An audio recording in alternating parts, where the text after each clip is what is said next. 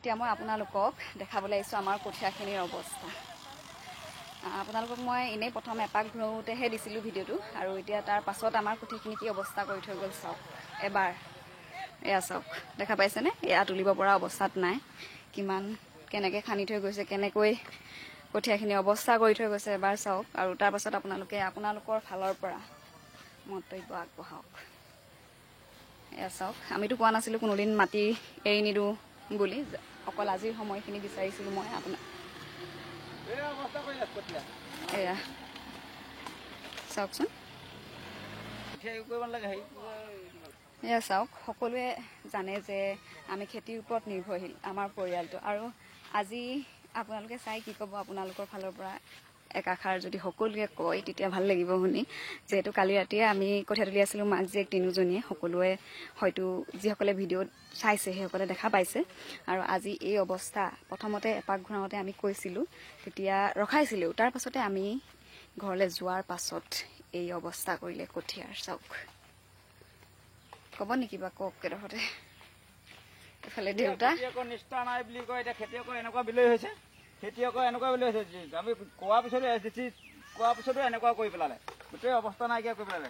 আমি কৈ থৈ ঘৰলৈ গুচি গ'লো ভাত খাবলৈ, তাৰপিছত এনেকুৱা পিছ কোবত আহি পেলাই এনেকৈ ভাঙি গোটেই হাল বাই থৈ গুচি গ'ল JCB লগাই পেলাই।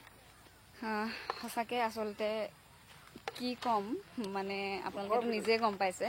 এজন খেতিয়কে সেই মুহূৰ্তখিনি গম পাব, এজন খেতিয়কেহে গম পায় এনেকুৱা অৱস্থা হ'লে কেনেকুৱা লাগে। চাওকচোন বাৰু, এনেকৈ কঠীয়া পাৰি থোৱাৰ পাছত যেতিয়া JCB এখন উঠিব সেই কঠীয়াখিনি, তেতিয়া সেই খেতিয়কজনৰ কেনেকুৱা লাগিব? হিয়া উজাৰি কান্দিবলৈ মন যাব নে চিঞৰিব নে কাৰোবাক ৰখাবলৈ যাব, কি কৰিব কওকচোন সেইটো সময়ত? আৰু সেই পৰিস্থিতিৰ সন্মুখীন আজি আমি হ'লোঁ। সঁচাকৈ বহুত বেছি বেয়া লাগিছে। আৰু এতিয়া বেয়া লাগিও উপায় নাই, যিহেতু আমি ৰিকুৱেষ্ট কৰিব পাৰোঁ, অনুৰোধ কৰিব পাৰোঁ, তাৰ বাহিৰে আমি একো কৰিব নোৱাৰোঁ।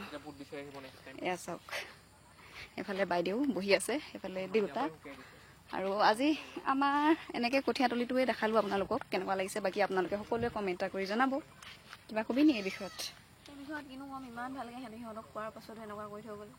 দেখিলে মানে এখন চাব নোৱাৰা দৃশ্য হৈ আছে, দেখিলে দুখ লগা।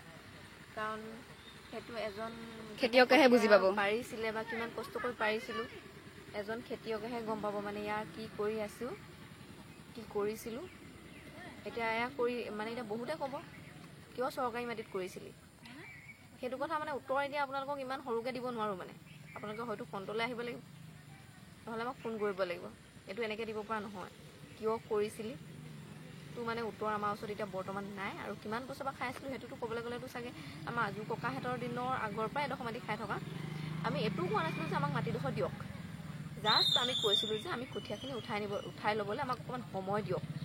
আজিয়ে উঠাম বুলি কৈছিলোঁ, যিহেতু আগবেলা ৰ'দৰ কাৰণে উঠাব পৰা নাছিলোঁ অলপ, আৰু কালি ৰাতিটো আমি তুলিছোঁ। কালি ৰাতিটো যিহেতু কঠীয়া গোটেই ৰাতি কঠীয়া উঠাই আছোঁ, হাত বিষ, সেইটো কাৰণে অকণমান ৰেষ্ট লৈ পিনি কঠীয়াটো উঠাম বুলি ভাবি আছিলোঁ।